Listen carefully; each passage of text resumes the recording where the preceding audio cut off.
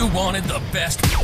You've got the best podcast, the hottest podcast in the world. The Chris Voss Show, the preeminent podcast with guests so smart you may experience serious brain bleed. Get ready. Strap yourself in. Keep your hands, arms, and legs inside the vehicle at all times, because you're about to go on a monster education roller coaster with your brain. Now, here's your host, Chris Voss. Hi, folks. Chris Voss here from the ChrisVossShow.com, the ChrisVossShow.com. Hey, we're coming here with another great podcast. Oh, my God, you're not going to believe the brilliant author that we have on today. In fact, he's incredibly prolific. He's a TED All-Star, I'll tell you that. The TED, if you've seen the TED Talks, I should mention. And then he's the author of a ton of books we'll get into. But before we get to him, be sure to subscribe to the show. If you want to watch the video version of this with the newest technology out there on YouTube, you can actually stream it to your phone, your computers, and screens around your world. YouTube.com/Chris Voss. Hit the bell notification button there. It's free for an unlimited time to subscribe. Go ahead and subscribe to it. It'll give you a very special feeling and make you feel like you're part of a community, which you will be. So that'll be good. Plus, you'll be annoyed by all the notifications we send, which are fun. It's fun, really, when you think about it. Anyway, guys, go to goodreads.com/Chris Voss. You can also go to facebook.com, The Chris Voss Show. And also, there's another place I'm forgetting, thecvpn.com online podcasts. And this episode is brought to you by IFI Audio and their new Neo IDSD. The Neo is the new wave of digital sound listening for your desktop, music, gaming, and bleeding-edge Bluetooth, even MQA audiophile decoding. We're using it in the studio right now. I've loved my experience with it so far. It just makes everything sound so much more richer and better and takes things to the next level. IFI Audio is an award-winning audio tech company with one aim in mind: to improve your music enjoyment of quality sound, eradicate noise, distortion, and hiss from your listening experience. Check out their new incredible lineup of DACs and audio enhancement devices at ifi-audio.com. Today, we have a most excellent guest. I've been really interested to have him on the show. He's prolific in everything he seems to be doing when it comes to thinking about things and being smart. The name of the gentleman is Juan Enriquez. I'm going to cut that real quick, Juan. I'm going to introduce the book first. He is the author of Right, Wrong, How Technology Transforms Our Ethics. His name is Juan Enriquez. He is the leading authority on the economic impact of life sciences and brain research on business and society, as well as a respected business leader and entrepreneur. He was the founding director of the Harvard Business School's Life Sciences Project and is a research affiliate at MIT's Synthetic Neurobiology Lab. He then co-founded Excel Venture Management. He's an author and co-author of a multitude of booksellers. He is also, as we mentioned before, a TED Talks All-Star. He has 9 TED Talks on a variety of subjects, as well as dozens of TEDx Talks. Welcome to the show, Juan. How are you? I'm great. How are you? Thank you very much. It's an honor to have you on the show. Let me hold up your beautiful book here that you have. And I like how you designed it. You've got black and white as the cover and right and wrong on the opposing sides. But before we get into your book, tell people where they can get the book and any plugs that you want people to look you up on the interwebs. So, if you just go to Amazon or any of the sort of book selling sites, you'll find it on there, or MIT Press. Yeah. And I'd love it if you did that, because it'll make your holidays easier with family and your job easier, and hopefully maybe even allow you to have conversations with your kids or grandparents. Mm-hmm. Do you want them to look at any other .coms, like for your Excel Venture Management or anything? If you look up TED and just put in Juan Enriquez, you'll find a talk or two. There you go. Great gift thing. And plus, not only is it a great book and a very smart read, might make your relatives smarter, huh? If you give it to them, friends, neighbors, relatives, all that good stuff.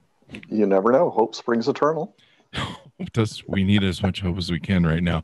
So give us an idea why you wrote this book. You've written a number of books here, just an extraordinary amount. How many total books do you have, if you don't mind me interjecting?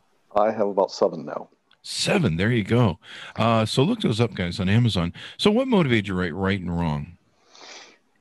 So most of my life for the past 30 years has been really weird technologies, like trying to figure out how to make synthetic life forms and trying to figure out how new technologies change the brain and change our humanity. And I kept getting asked questions about, okay, but what about the ethics? Is this right or wrong? And I thought the answer would be very simple, but it took me a mere 6 years to try and figure that out. And so I wrote a short book on that. Here you have it, guys. We have the definitive right and wrong in a book. It's actually exactly the opposite. I started out thinking I'm going to write a catechism, and I'm going to tell you what's right and what's wrong. And the really weird thing is, right and wrong changes over time. Technology changes right and wrong. And technology is moving at exponential rates. And is that the overview crux of the book, and then you get into some of the details, would you say? I think that's right. In this, so polarized time, in this so angry time, most of us come at most questions thinking, I know right, and you're wrong if you don't disagree with me. And, first, it's unlikely on all subjects. But second, even if you are right, even if you're Mother Teresa, this stuff changes so radically over time in terms of what we think was right today will be wrong tomorrow. So you talk about what's right and what's wrong, or perceptions of what's right or wrong. There's the Dunning-Kruger sort of experience that many people have of what you don't know, but some people are really, they really confident. The less that they know, the more confident they seem to be in it. As aside from people who, look at something and go, I should really learn more. And I realize that what's the old rule that I like to talk about is sometimes you don't know what you don't know. Is that some of that you're talking about in the book? It's partly that, but it's also people who are really trying to do the right thing and trying to learn, and the rules change on them. So, we've all probably had this experience where you walk into a place of business and the rules have changed in terms of what you can say or can't say, or in terms of how you treat somebody or how you address somebody, or what you can joke about or can't joke about. And they seem to change ever faster. And people seem to get more and more upset if you use the wrong word 10 seconds ago, 10 minutes ago, 10 months ago, or 10 years ago. And so part of what I think we have to do is we have to understand that the context of a word can completely change, that an action can be seen in a completely different light, and that those rules are changing. So a costume you thought was funny 10 years ago can look very different today. And how do you judge the past? How do you treat each other today? And how do we educate each other on this stuff? So is it something where we need to understand that this evolves? I mean, you bring up some really great points in the book, like looking back at slavery, where we have to understand the time period of it. We have to judge it, but we also have to have some perspective. Well, start with an absolute. Okay. Enslaving people, indentured servitude, serfdom, absolutely wrong, right? I mean, there isn't a person listening who wouldn't agree with that statement. So if we all know that this was completely wrong, then the question is, why did human beings tolerate this and actually make it legal for millennia? Because this wasn't just the US, this was China, India, Africa, the Greeks, the Romans, everybody had slaves. Why did we tolerate it for millennia? And then the flip side of that question is, how did we get smart so that it, in legal terms, disappeared from most of the world in a few decades? Because most countries got rid of slavery in a pretty short period of time.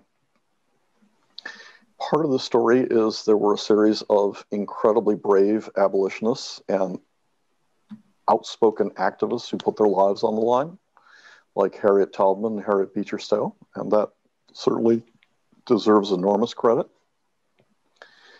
But the question I ask in the book is it a complete coincidence that we started to do away with the oppression of other human beings when we started to have energy? Because a single barrel of oil contains 10 years of a human being's labor in energy equivalent. And is it a complete coincidence that we started to do away with these practices when we had the Industrial Revolution and we had thousands of horsepower? And so the narrative of technology in terms of ethics is normally the Terminator's coming, technology is going to destroy us all. In this particular case, it allowed us to free millions and millions of people while having more and producing more. And what ended up happening is we doubled and tripled the average human lifespan, and we massively increased wealth.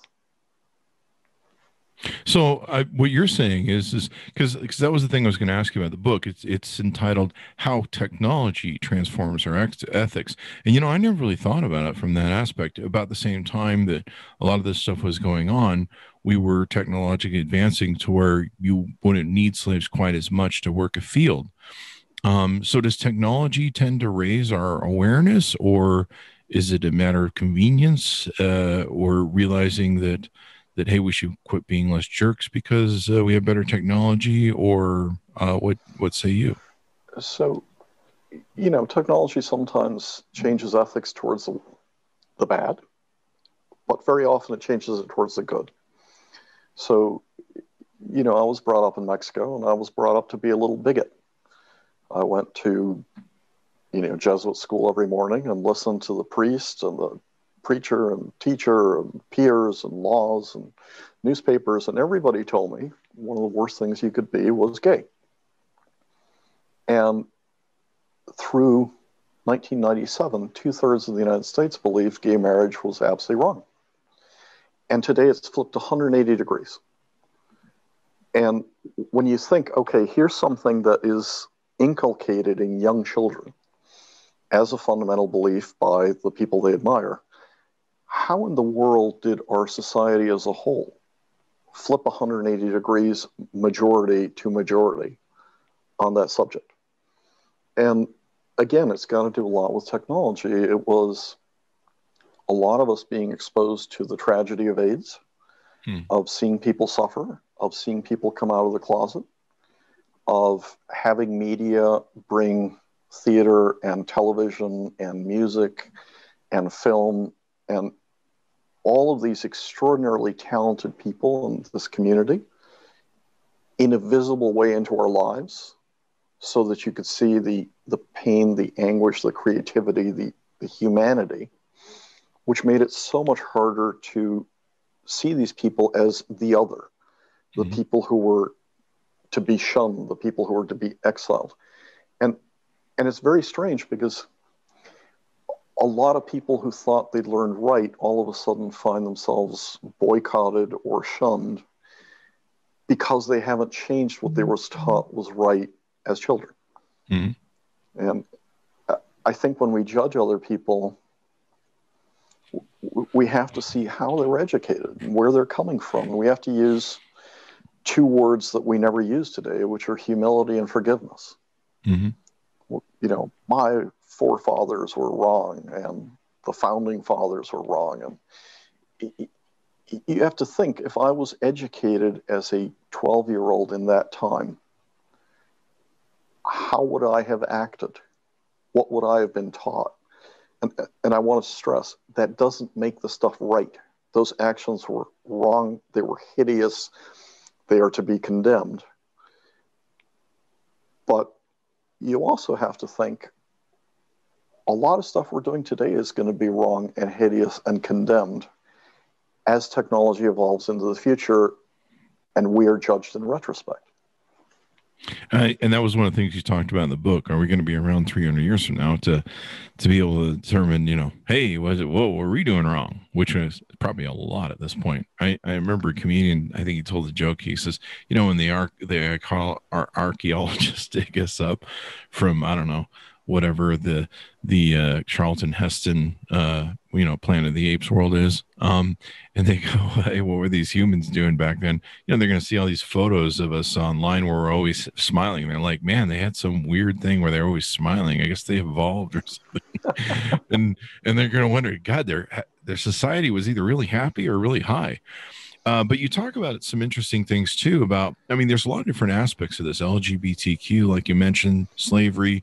A lot of people had their minds changed recently with the technology with George Floyd, seeing what a lot of my black authors who come on have said was a black lynching, a form of a black lynching, live on TV or recorded on TV, and everyone saw it, and everyone who had a soul was lost in the humanity of that,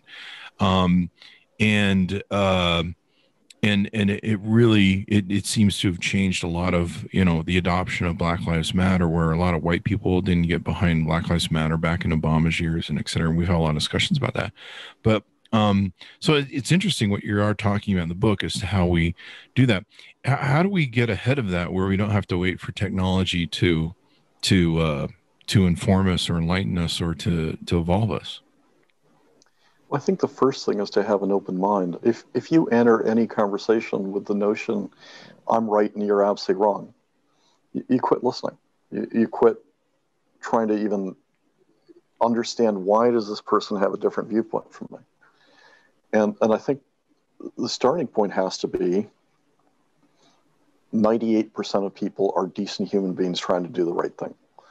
There are 2% who are psychopaths or sadists or horrible human beings. And I get it. But when you polarize society and you have to pick a side and you say, I'm this or I'm that, you enter a trench and you give cover to people who are doing horrendous things in your name. And we're seeing more and more of that, where you cannot denounce people on your side for doing stuff which is just wrong. Mm-hmm. Because the only other alternative is then you're designated an X. There's almost a no man's land where you're shot if you try and reach a middle ground with the other side, either by the other side or by your own side, because you become a deserter. Mm-hmm. And that makes conversations at work walking on eggshells. That makes conversations on college campuses almost impossible. That makes discussions with people who have a different political viewpoint or viewpoint on race or religion or whatever almost impossible. Mm-hmm. So you're talking a little bit about like cancel culture? I'm talking about cancel culture. I'm talking about attack and destroy anybody who disagrees with me culture. I'm talking about you're not one of us, you're one of the other culture. Mm-hmm. Let me ask you this, because we're in an interesting time right now. A lot of our polarization, and I'll let you correct me if I'm wrong, because this is your book and you've done the research, but a lot of our polarization circles around one man, really, in the political identity that has been pretty toxic, and whose I think we can all agree main motive has been to divide us. It appears that sun may be setting soon. Do you see a future after this? Is that correct? Or do you, a lot of polarization, Me Too, everything has come out, Black Lives Matter, a lot of this stuff has really come out of this one man being the leader on the white horse. I don't know if you want to, am I correct, or where are we in that scheme of things? I think this one man is nitroglycerin. So I think he came into a very, very dry forest and ignited it. But we've been spending a lot of money trying to convince 51% of the country that they should have nothing to do with the other 49%. That the other 49% are retrograde troglodytes, ignorance, not good human beings. They're baby killers, they're pedophiles, they're this, they're that, the other. And somehow we've allowed ourselves to come into this thing. But, you and I and everybody here have had extraordinary generosity from people as we drive across this country. And as long as you can stay off one or two topics, these are decent human beings. And when we say all X are Y, we end up supporting some pretty awful things in their names. So gross generalizations are bad? I'm sorry, So gross generalizations are bad, or? Well, you know, one of the ways to address this is, let's assume you have a very good-looking 16-year-old daughter and you need an emergency babysitter for the weekend. Would you rather have Donald Trump or Barack Obama as a babysitter? And once you answer that, now tell me, would you rather have Paul Ryan or Anthony Weiner? Right? Yeah. Definitely Paul Ryan. You know, I understand there's a lot of abuses, and I understand there have been terrible things. But let me tell you, I grew up in Mexico, and if you have a police that doesn't function, that doesn't protect people, that really does become corrupt and killers, you are not in favor of not having an effective police force. Mm-hmm. And so the question that drives me nuts is, you either see lawns today that have a yard sign that says BLM, or you see yard signs that say, we support the police. And the question that goes through my mind is, okay, why don't I ever see a yard that has both of those signs on the yard, and then a sign that says E pluribus unum?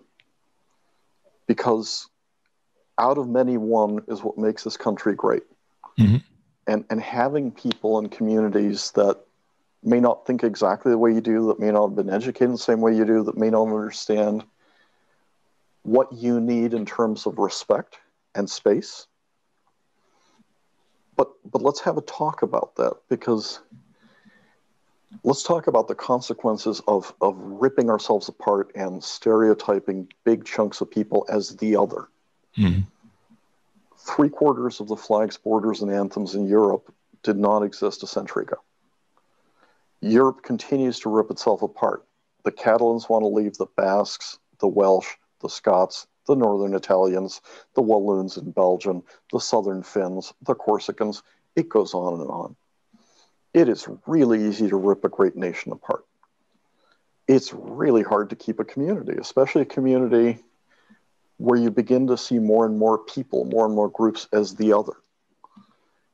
And so the question that I sometimes ask cadets, if I'm given the privilege of lecturing at West Point, is how many stars do you think will be in the US flag in 50 years? And that's a gut punch to a cadet, because they're willing to die for that flag. So before they get too angry with me, I come back with the next question. Tell me exactly how many presidents of the United States have been buried under exactly the same number of stars they were born under. And the answer is exactly 0. There has never been a president of the United States buried under the same number of stars he was born under. And until there's a president that's born after 1959 that dies before there's a change in the flag, there will never be a president of the United States buried under the same number of flags, of stars they were born under. Mm-hmm.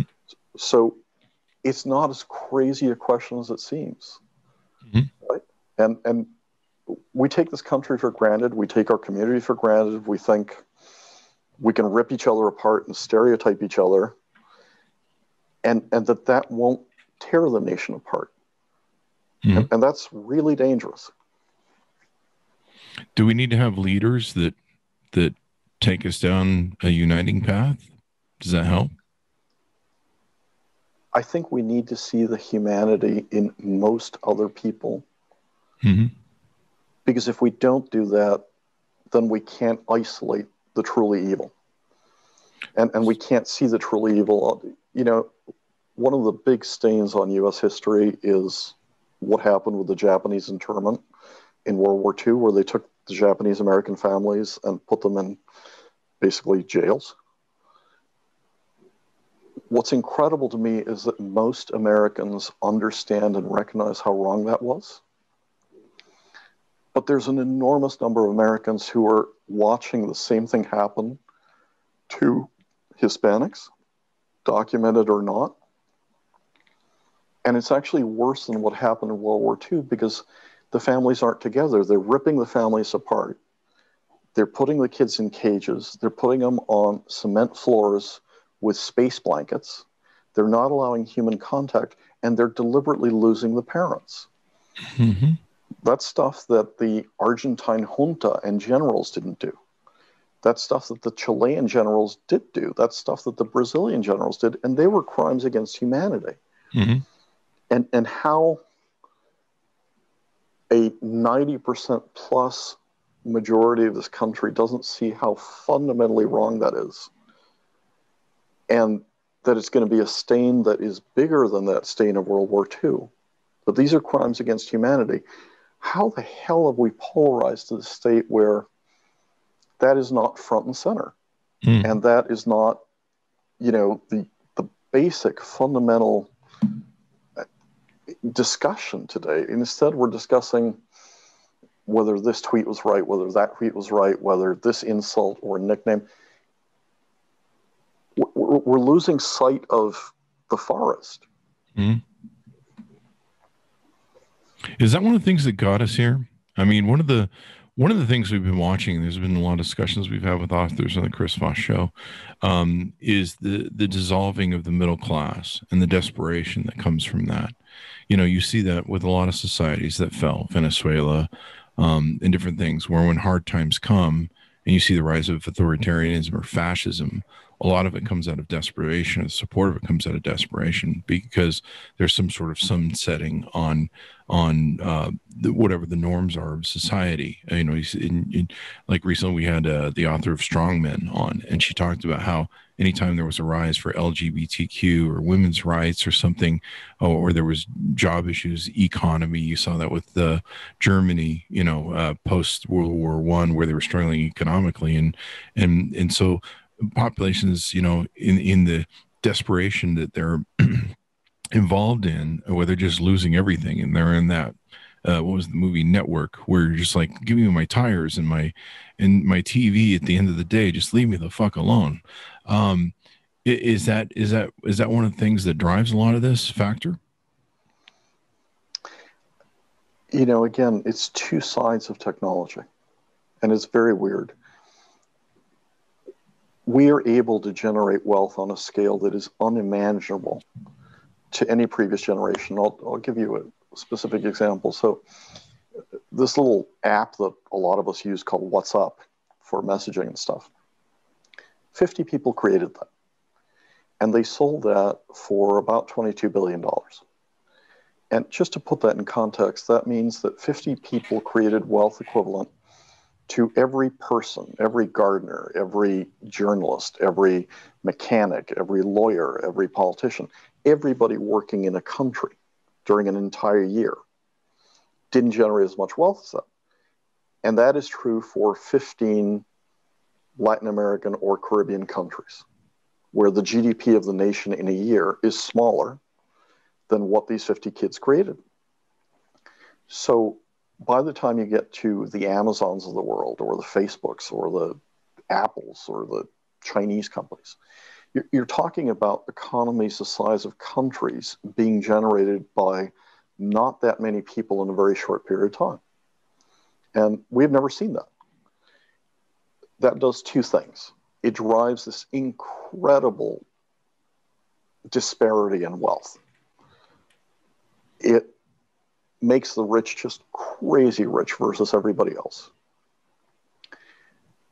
But the thing that I think we're not seeing yet, which technology is enabling, is it changes the fundamental issue of economics from the allocation of scarcity. We don't have enough food. We don't have enough iPhones. We don't have enough penicillin. We don't have enough education. And it creates a society of what Peter Diamandis calls abundance, where we have more than enough of most things. And the issue is, how do we distribute it, not do we have enough? And you can justify not providing education, antibiotics, basic health care, shelter for the middle class if there isn't enough to go around. Ethically, it is much harder to support that position if there was more than enough and you didn't choose to help distribute it. Mm-hmm. Right? The ethics change because you can no longer hide behind the fig leaf of, well, I'm sorry, there just wasn't enough. Mm-hmm. One of the chapters in your book you talked about was renewing capitalism's license. I mean, is one of our problems in unfettered capitalism. I mean, capitalism is great, but there is a point where it's great for a few people. Well, I think that's, we're entering a period. We look back at how people worked, and we look at how long they worked and how brutal the conditions were. And we just can't conceive of working for a feudal landlord. We can't conceive of working in the mills in Britain at age 10 or 12. We can't conceive of working 6 or 7 days a week for 12 or 18 hours under almost indentured servitude conditions. I think what the current forms of production capitalism could allow us to do if we choose it is to reduce the work week massively and provide a universal basic income and standard of living. Mm-hmm. And boo on us if we don't understand that, right? I think we have an opportunity to treat other people in a way which we couldn't have done that before because we didn't have enough. Mm-hmm. We didn't have the optionality of doing that. And so I think when you talk about capitalism, I think we're going to have a serious conversation. It would not surprise me if the work week becomes a 20-hour work week going forward. It wouldn't surprise me for many people.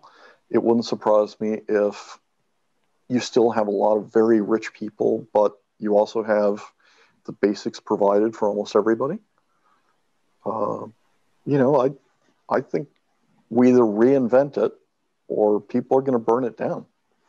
Yeah. I mean, we definitely got to do something because we seem to be like you talk about in the book, we're, at odds with each other, and we should be at an inflection point if we're not already.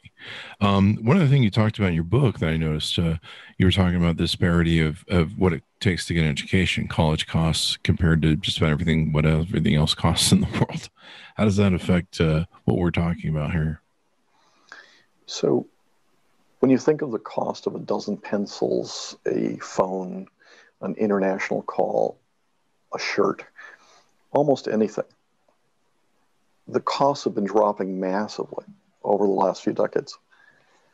What you're seeing now is there are two things that are consistently going up in price much faster than inflation: education and healthcare.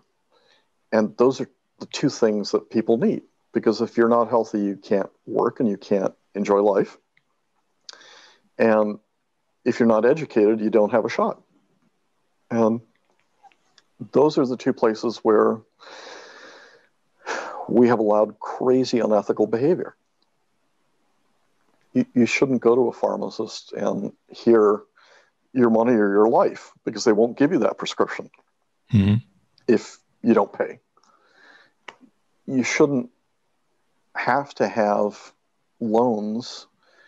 The current system of student loans is so crazy because you could go out, get 10 credit cards, buy all the fashion baubles in the world, and then declare bankruptcy. But you can't do that with student loans. Yeah. So there's no incentive to stop predatory pricing. There's no incentive to stop these diploma mills that are just exploiting kids and ladling on a debt that never goes away. Yeah. That's completely unethical. That's got to stop. I totally agree with you. I owned a mortgage company for almost 20 years before the bust. And one of the things I was seeing at the time was this extraordinary thing of the student loans really impacting people's lives, and almost an indentured servitude, really, when it came down to it. I mean, there were people that I saw that, they'd taken out extraordinary loans to do something that didn't have an ROI, a return on investment, like you would see, you know, like you spent $50,000 to become a social worker. Do you know what social workers get paid on an annual basis and how much you would need to make in profit to service the ROI in that loan? I saw people who went to school to be either doctors or pharmacists or, you know, something in the field of between brain surgery and, you know, all the different levels below, dentists, et cetera, et cetera. And I would see guys that, you know, while they were in the medical field and a high paying field, the service to their indentured servitude college loans was going on for 10 to 15 years. I've known people that are my age, they're just barely now paying off that 50 that they're just now paying off their student loans. It's extraordinary. And it's almost like an indentured servitude because, I mean, I had one friend, she, I think at 45, she's like, I can go buy some cars and some stuff now. And you're like, holy shit, half your life is gone and now you can finally live it because now you got your student loans paid off. Yeah. And that is going to be seen as so crazy unethical. Mm-hmm. And I don't know if it's 5 years or 10 years, but it can't come soon enough. Yeah. And I mean, we've seen the stagnation of employment wages for 40 years. I think politicians have something to blame for this, but also a society that doesn't educate itself. You know, I mean, my mom was a mother for 20 years. She, you know, would constantly call me and complain about how the legislature is doing this. They're doubling our class sizes. They're taking away our money. You know, we're going to raise a more idiot society. We're not teaching civics and et cetera, et cetera. But then there also has to come in, I think, you know, for me, I wasn't highly educated as a youth. I started my first companies at 18. I seemed to have some sort of, you know, weird thing where I could figure stuff out and connect dots. But really my real toy was like go from A to B and do a straight line. There's nothing brilliant about anything I did. I just went and did it and learned the hard way and stuff. So I don't know how much that needs to play into it. So how do you talk in your book how we resolve some of these ethics? How do we deal better with each other or analyze each other better from a different perspective? You know, I think on the one hand, we absolutely have to face the wrongs of the past and recognize the wrongs of the past. I think we also have to judge people in the past with a whole lot more forgiveness and compassion, right? If Mark Twain used a absolutely banned word today 100 times in Huck Finn, you have to ask yourself, was he intending to harm or hurt or insult, right? And I think intent matters. And again, it's not justifying the use. It's not saying it was right. But it's saying maybe you and I at the same time writing may have been even harsher or stupider in this use than he was. Mm-hmm. And we have to apply that same lens to ourselves because there's a very weird thing, right? If you're a historian, you go into these archives and you research the life of Henry VIII and all the awful things he did and his relationship with his wives and everything else. Even the most famous person in history, you know a whole lot less about that person than future generations are going to know about you and I and everybody listening. Mm-hmm. Because think about when you go into a bar and you see somebody who's got a bunch of tattoos. By the time you look at those tattoos, you've got some idea of what that person cares about and where they've been. But you can cover those tattoos. You can roll your sleeves down. You can wear a hat. You can wear a turtleneck, whatever. We can't do that because we've all been electronically tattooed, right? By our Instagram, by our Facebook, by our Twitter, by our dating profiles, by our credit card receipts. So there's all this electronic exhaust that creates a tattoo of who we are, what we thought, and that doesn't get covered by a shirt. That doesn't get buried when we die. Mm-hmm.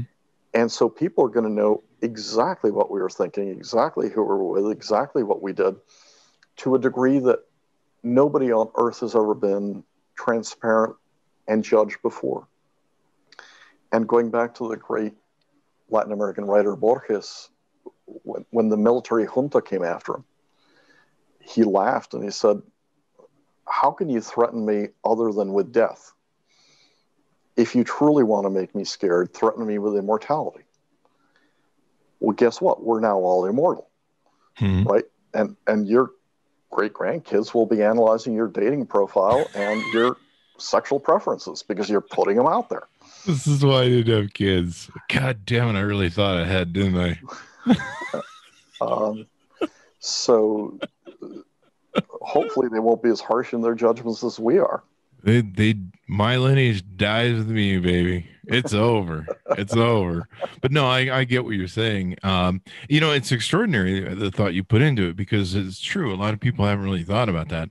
Maybe I should start asking people on social media, do you want your kids reading that, and your grandkids and great grandkids reading that?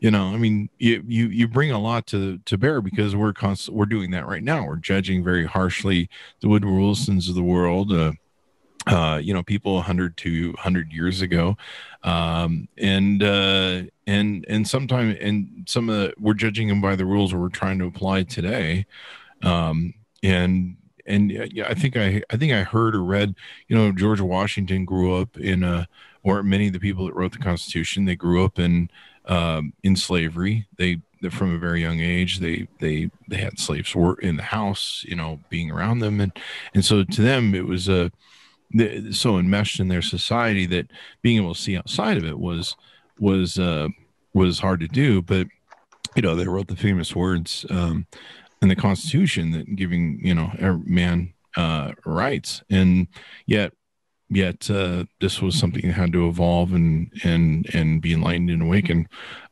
So I noticed in conclusion of your book you had kind of some good advice. And you have different pieces of advice throughout the book, but in the conclusion thing, you kind of gave us some different things to look at.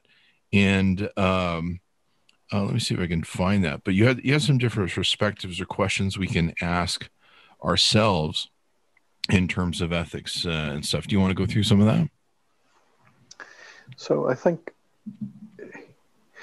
first and foremost, it's important we recognize the basic humanity in the other person, right? I mean, I keep stressing this, but get in a car, go talk to people. Almost anywhere you go, you're going to find people who are absolutely great human beings. And they may be coaches, or they may be plumbers, or they may be university professors, or they may be business people. You can't drive anywhere in this country and not find people who are extraordinary and admirable, and who get up in the morning and say, I want to do the right thing. I want to be a good parent. I want to be a good employee. I want to be a good boss. I want to be a good teacher. That's in people's hearts. And we have to, provide not a catechism of if you do this, you're right, and if you do this, you're wrong. We have to provide a ground where we can have different opinions and talk to one another and still part as friends. And also a place where we can isolate the truly evil. Mm-hmm. And we're not doing that. So I think what I'd love people to do is pick up this book, read it with people who disagree with you. Read it with kids, read it with a different generation, read it with people who are very angry about something that's different from what you're very angry about. Mm-hmm. And listen. Don't listen as you're thinking of the answer. Think of the answer after you listen. Okay. Tip O'Neill, who used to be the head of the House of Representatives, once had a young, aggressive, progressive activist run into his office and say, "Mr. Speaker, I'm ready to fight the enemy." And O'Neill leaned back and he said, "Young man, good, I love your energy. Tell me, who are we fighting?" "Why, the Republicans, of course." "Young man, you have much to learn. The enemy's the Senate." Right? It just changed the viewpoint of that kid very quickly. And that's part of what we have to do. The enemy are the people who wish to tear us apart as a community. So let me ask you this on a devil's advocate, because I think I understand that portion. But if and I understand that everyone's good people. I mean, if I meet American on the street, regardless of whatever, I'm going to be nice to you. You're going to be nice to me and be gracious. We might have a polite conversation, just like you talked about, with aside from one or two conversations we should avoid. We're going to be nice people, and that's great. But if we talk about these things, one of the things that I see as an issue, and I'll ask you to address this, but let's say it's something where I want to change your rights or persecute you maybe in a certain way. So let's role play here. Let's say that I'm a woman and I want to have certain rights with my body, and you're a person politically who says, I want to control your rights, especially if I'm not a woman, and I should be able to tell you what to do. What would be the best approach to that sort of thing in the context that you're describing that doesn't make me want to, get very upset? Because you're looking to take something away from me. I completely agree.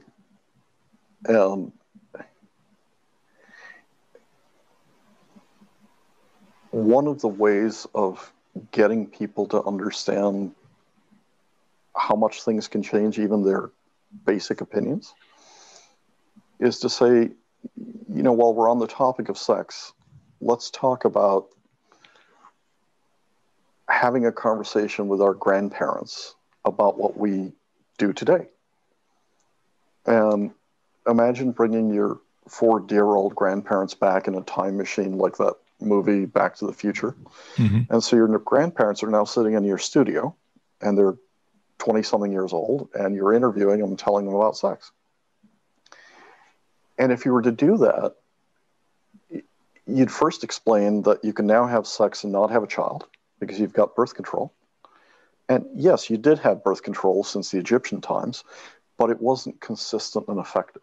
And now you've completely decoupled the act from the consequence. That would be very weird to your grandparents. That's not something they had. Then the second thing you tell them is, look, because I'm going through cancer treatments, I'm going to freeze eggs and then do IVF. And they'd say, well, hang on. So IVF, as you just explained it, 2 bodies never come together physically. They don't have to be in the same room. They don't have to be in the same state. They don't have to be in the same country. And you can conceive a child. That's miraculous. We used to call that the Immaculate Conception. And then you explain that you can now have surrogate mothers and freeze eggs and have identical twins born 20 years apart. So for many people listening to us, birth control is normal, IVF is normal, and freezing eggs, and for people who can't have a child, having a surrogate mother is something that they think is okay. That would have horrified our grandparents. They would have taken the same position that this person's taking against a woman being able to control her body. And so I think part of the way in which you jujitsu this conversation is to say, I hear you, but you have to understand that this is something that is changing as we learn more. And I think, our concept of how you conceive a child is going to change so radically in the measure that you're able to reproduce cells without having to or reproduce bodies without having to bring egg and sperm together. Yeah. I think our concept of children is going to change so fundamentally in the measure that today you and I and most listeners would be horrified by the idea of deliberately gene editing a child except for a deadly genetic condition. But you could easily see a conversation with your grandkids where they say, boy, you people were so primitive back then that you didn't bother to take out the cancer-causing genes. So I still have a KRAS, I still have a P53, I still have a BRCA gene. I have cancer because you, out of superstition, didn't edit me. And it flips 180 degrees. So I'm against that, and I'll tell you why. Because it puts Mari, who you are the father, out of a job. No, I'm just kidding. Set that up. There you Because go. I mean, we can't put Mari out of work. That's a great show. Have you ever taken? So do we all have to read the book and come to a place of a conversational agreement to where we have to realize that ethics are always evolving instead of being cemented or concrete in our analyzation, and we have to have a little bit of take and give? Or is it watching the example of prior, what the hell, prior, what the fuck, prior, I don't know where that came from, prior evolving of our ethics to get us motivated to realign with what we're currently addressing? Look, that which human beings hold most dear and are often willing to give their lives for, often disappears. So if ethics don't evolve and if your beliefs don't evolve, you as a religion tend to go extinct. Yeah. And 99% of the world's religions have gone extinct. So when you go to a history museum, when you go to an art museum, when you go to an archaeology museum, a big chunk of those museums is dead gods. So here's Zeus, and here's Zarathustra, and here is Neptune, and here is Quetzalcoatl, and here's Tlaloc. And all the vessels and all of the symbols and all of the jewels dedicated and all the effort dedicated to that god, that religion didn't evolve. They didn't learn that ethics and right and wrong changes. And they became more and more fundamentalist, became more and more conservative, and became less and less relevant to that society. Similar things happen to the way we used to organize countries. All the heraldic shields that determine, I will die for the shield, or if this shield marries this shield, that becomes a country. That's all gone away. So I think as we go forward and as we try and create communities and as we try and keep countries and societies together, labeling people as the other destroys societies. Not evolving your ethics destroys societies. Not having compassion and dialogue and helping bring people along destroys societies. And I'm an optimistic curmudgeon. I think humans are much better off today than they were in 1900 on average, and much better off than they were in 1800 and 1700 in the year 1000. So even given some of the horrors of today and many of the wrongs of today, I'd love to wake up in 100 years and see how this story plays out. If we're not all on the Planet of the Apes archaeology site, right?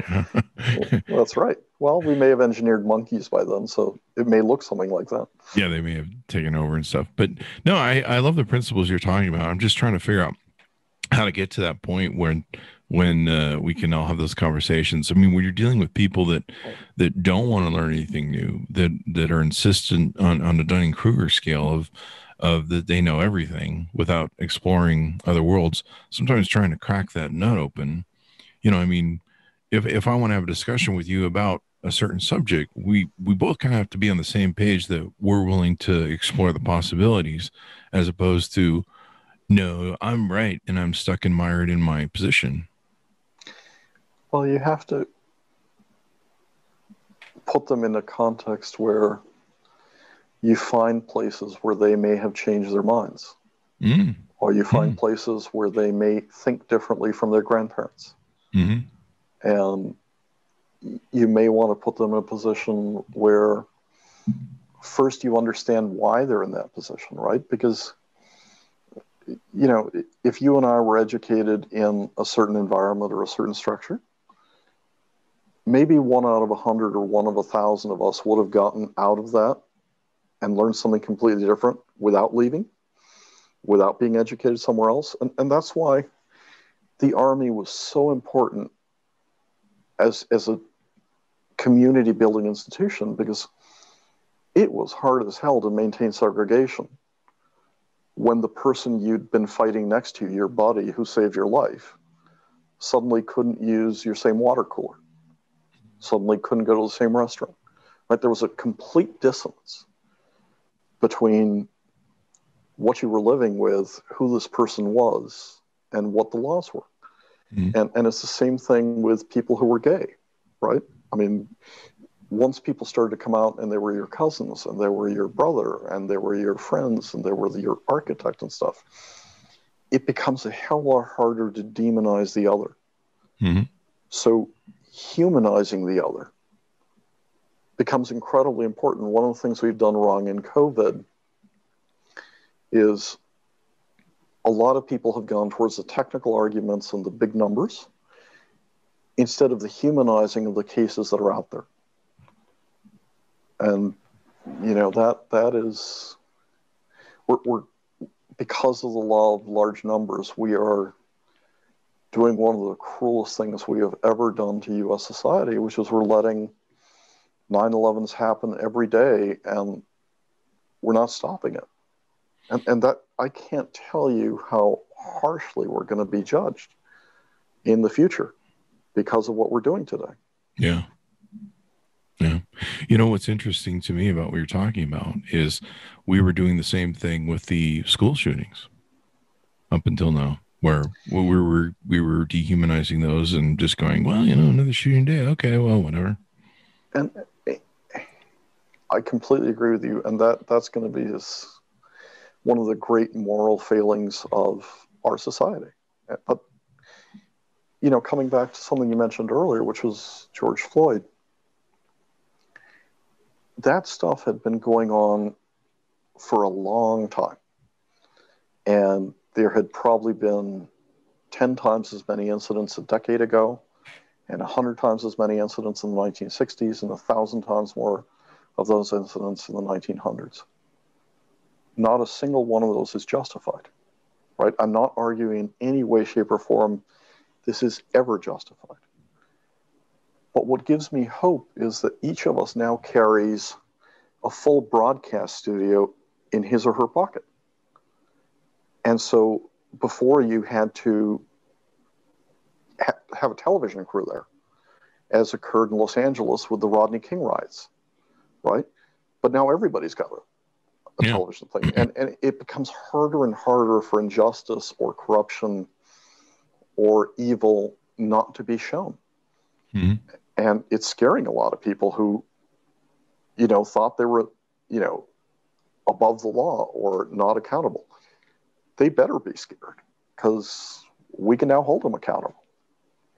Can it also be used for evil? I mean, we've seen, you know, if you look at what Betsy DeVos does with the Council of National Policy and the radio stations they run and the networks they run, and how they can really just beat in, you know, messaging.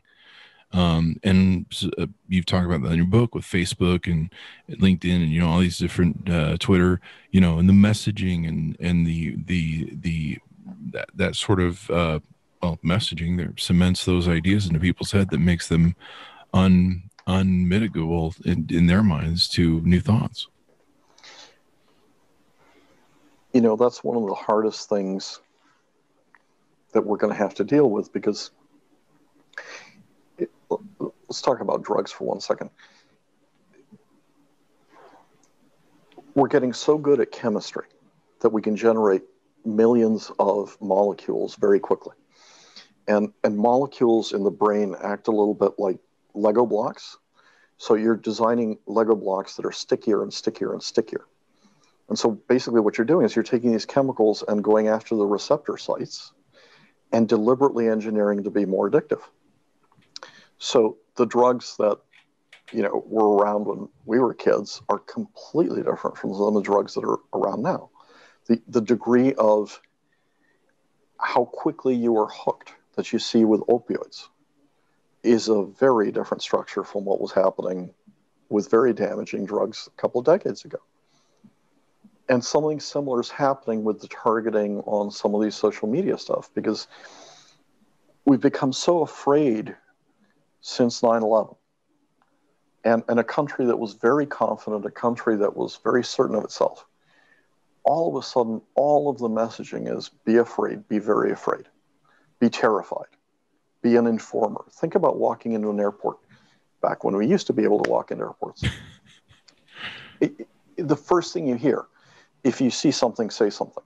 if there's any unattended baggage, if there's any suspicious activity, right? So you're constantly bombarded, not by, you should be so happy you're taking a trip with the kids. It's be terrified, and be terrified of everybody around you, and report everybody around you. And the media's caught that message, and it, it terrifies you because you're sitting there minding your own business, and all of a sudden you see breaking news alert and those tones of music, and your heart just goes, oh shit, now what, right? And that works, and fear and anger is powering so much of our social interaction, and it's so addictive that it's really dangerous. And it really targets our fight and flight sort of mechanisms. Like news stations had that, every lead on every day was like, today or tonight at 11, we'll cover how hugs are dangerous and horrible and kill people. And you're like, hugs? What the fuck? Oh, I better find out what hugs are doing. Right. No, I think that's exactly right. And that's not new, right? Because the old saying that editors had, if it bleeds, it leads. So that's been true for a long time. What's different is the weaponization, both of chemicals and drugs, and the weaponization of the news and the targeting of the news. And that's where technology's played a really nasty role. Yeah. Yeah. So it's interesting. So we have these two balances. We have technology that can be used for good, or technology that can be used for bad. No question. Definitely. And that's why people should read your book. Anything we missed in the book so far in discussing it, we of course want people to read it, but anything we missed? I think it took me 6 years to write this thing because, I thought I knew right from wrong. And I thought, this is going to be a short article. I just have to tell people what's right and wrong in genetic research or brain research. And boy, was I wrong. Right? And the more I dug, the more I understood that the rules change, and the faster the rules change. And I guess what I'd love people to do is, if you read it, if you discuss it with people, let me know where I was wrong, and let me know what I missed, and let me know what we're going to be doing in the future that, in retrospect, is going to make what we do today look pretty darn silly, if not completely wrong. So how do you think your book's going to hold up in 300 years then?